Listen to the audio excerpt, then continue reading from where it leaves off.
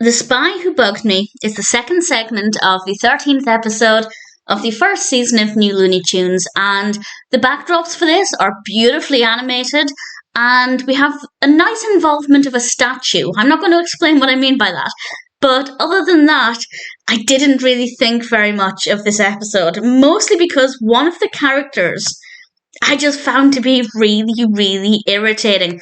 This is set in Washington, D.C., and Bugs Bunny is a tourist there, and he accidentally takes the bag belonging to a spy rather than his own bag. He gets the bags mixed up. This is a spy called Claudette, and Claudette is the reason one of the reasons why I didn't care for this episode, because I just found her to be so irritating. She has quite a nice animation design. I quite like the design of her, but I found the character to be exceptionally irritating to the point where I just really didn't like watching it. So I found that to be a bit of a disappointment. And unfortunately, I just didn't find enough else in the cartoon to be that engaged and to distract me, I guess, from that character. As I said, we do have a pretty interesting involvement. An interesting involvement with a statue. I will say no more than that, but I thought that was pretty well done. I liked how it was animated.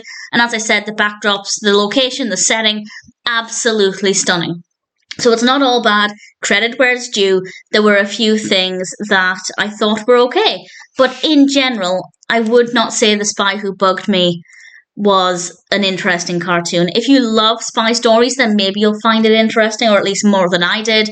But even then, Claudette is a really irritating character, and I can't get on board with her. I really didn't care for her. So for me, not a great segment.